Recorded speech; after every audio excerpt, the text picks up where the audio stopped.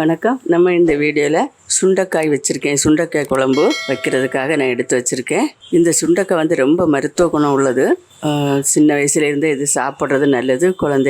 குழந்தைகளுக்கும் கொடுக்கலாம். இந்த சுண்டைக்காய் வயிற்றில் பூச்சி இல்லாமல் பார்த்துக்கும். இது வந்து நல்ல இதில் அயர்ன் இருக்குது, விட்டமின்ஸ் இருக்குது. இது நம்ம ஒரு வாரத்துக்கு ஒரு நாள் சாப்பிட்றது ரொம்ப நல்லது உடம்புக்கு.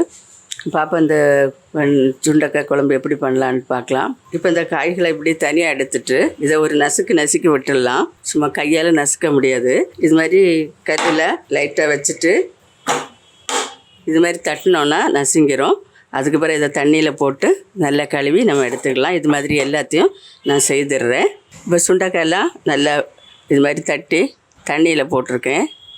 இதை தண்ணியை எடுத்துட்டு கொஞ்சம் மோர் தண்ணியில் போட்டுடலாம். இது மாதிரி வறுத்து எடுத்துக்கலாம். இதை இப்படி போடுறதுனால நல்ல வேகம். இதில் கொஞ்சம் மோர் தண்ணி விட்டு வச்சிடலாம். இப்போ இது முழுகிற அளவு மோர் ஊற்றி வச்சுருக்கேன். இது நம்ம இனி மசாலாலாம் ரெடி பண்ணி இதை போடுற வரை இது தண்ணியிலே அது இருக்கட்டும். இது அப்புறம் இருக்கட்டும். இப்போ 100 சின்ன வெங்காயத்தை கட் பண்ணி வச்சுருக்கேன். ஒரு 2 பச்சை மிளகாய் எடுத்திருக்கேன். ஒரு அரை கப் அளவு, ஒரு 50 கிராம் அளவு இருக்கும் பூண்டு உரித்து வச்சுருக்கேன். இது ஒரு 3 பெரிய தக்காளி 3. இதில் கொஞ்சம் தக்காளி அதிகம் சேர்ப்போம். புளியை கம்மி பண்ணி தக்காளி அதிகமாக சேர்த்து பண்ண போகிறோம். இந்த அளவுகளோடு நீங்களும் செய்யுங்க, ரொம்ப நல்லா வரும். மறுபடியும் நம்ம செய்யும்போதே என்னெல்லாம் சேர்க்குறோன்னு சொல்லி பார்க்கலாம்.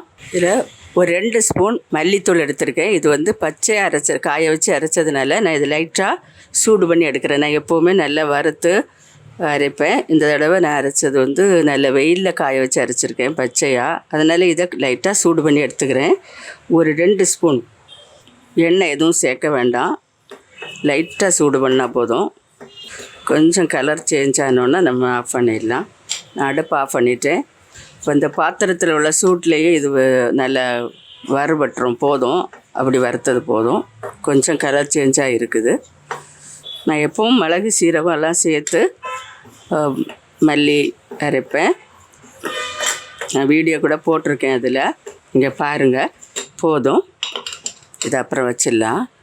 இப்போது ஒரு 50 கிராம் அளவு நல்லெண்ணெய் சேர்த்துக்கலாம்.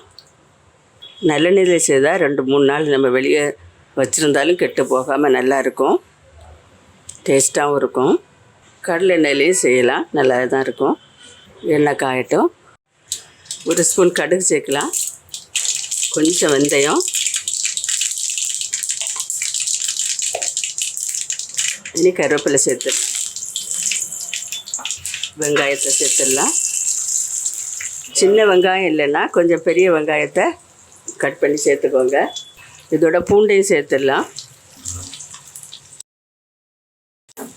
சுண்டைக்காய் குழம்புக்கு பூண்டும் இந்த சின்ன வெங்காயமும் சேர்த்து பண்ணுனா ரொம்ப நல்லா டேஸ்ட்டாக வரும். ரொம்பவே நல்லாயிருக்கும் சாப்பிட. இது நல்லா வதங்கட்டும். சுண்டைக்காய் போட்டுடலாம். இது நம்ம மோர் தண்ணியில் போட்டு வச்சுருந்ததை கழுவி நான் எடுத்து வச்சுருக்கேன். மோர் தண்ணியில் போட்டால் கருக்காமல் அழகாக வந்திருக்கு. இதை இதில் சேர்த்துடலாம். எல்லாம் சேர்த்து நல்லா வதங்கட்டும். பச்சை மிளகாய் சேர்த்து விட்டுடலாம். இதோட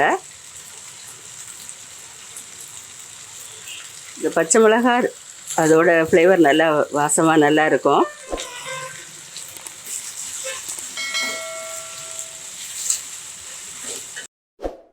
இதில் கொஞ்சம் உப்பு சேர்த்துடலாம்.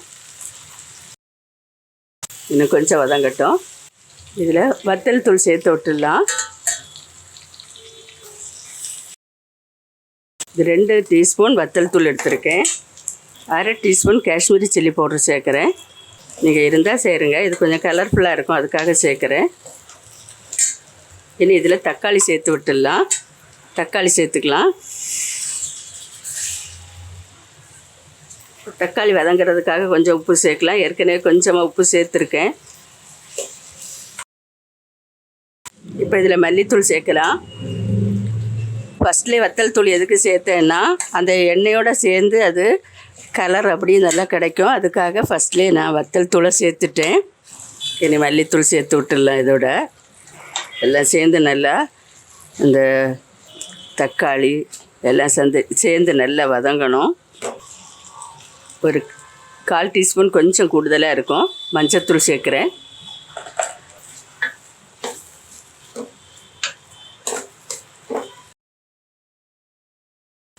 இன்னும் கொஞ்சம் அப்படியே வதங்கட்டும். இப்போ இதில் 1/2 டீஸ்பூன் சீரகத்தூள் சேர்க்குறேன், 1/4 டீஸ்பூன் மிளகுத்தூள், கொஞ்சமாக வெந்தயத்தூள் எல்லாம் சேர்த்து நல்லா மிக்ஸ் பண்ணிடலாம். இப்போ இதில் புளி கரைசல் சேர்த்துடலாம். புளி கரைச்சிட்டு இந்த அளவு தான் எடுத்திருக்கேன். கரைச்சி எடுத்துட்டு ஒரு சின்ன நெல்லிக்காய் அளவு ஊற வச்சு புளியை கரைச்சி எடுத்திருக்கேன். புளி ரொம்ப நிறைய போடலை, நீங்கள் உங்கள் அளவுக்கு புளி சேர்த்துக்கோங்க. நான் இதை இப்போ இதில் சேர்த்துக்கிறேன். ஓவராக புளி சேர்க்கலை. தக்காளி சேர்த்துருக்கேன் நிறைய, 3 தக்காளி பழம் பெருசாக. இது போதுமான அளவு இருக்கும். இது இனி தேவையான அளவு தண்ணி சேர்த்து உப்பு சேர்த்து நல்லா மிக்ஸ் பண்ணிவிட்டு டேஸ்ட்டு பார்த்துக்கோங்க. பார்த்துட்டு காரம் உப்பு எல்லாம் உங்களுக்கு என்ன அளவில் தேவைப்படுதோ அதை கணக்கு பண்ணி நீங்கள் சேர்த்து விட்டுருங்க. சேர்த்து விட்டுட்டு அப்புறம் நம்ம மூடி போட்டு வேக விட்டுடலாம். இது வதக்கியே நல்லா எல்லாம் வெந்திருக்கு. நல்லா காய்கள்லாம் வெந்து தான் இருக்குது. இனி இந்த மசாலையெல்லாம் நல்லா எண்ணெய் விட்டு பிரிஞ்சு வரும் வரைக்கும் நம்ம கொஞ்சம் மூடி வச்சு ஒரு 5 நிமிஷம் வேக விடணும். விட்டால் கரெக்டாக வந்துடும். நான் இதில் தேங்காயெல்லாம் சேர்க்கல. நான் இதில் 1/2 கப் அளவு தண்ணி சேர்த்துருக்கேன் மொத்தமாக, ரொம்ப தண்ணி சேர்க்கலை. இதில் இன்னும் கொஞ்சம் 1/2 டீஸ்பூன் உப்பு சேர்க்கணும். உப்பு குறைவாக இருக்குது. நான் இதுவரை உப்பு சேர்க்கலை, கொஞ்சம் சேர்த்தேன். இது தேவையான ஒரு 1/2 டீஸ்பூன் சேர்க்குறேன்.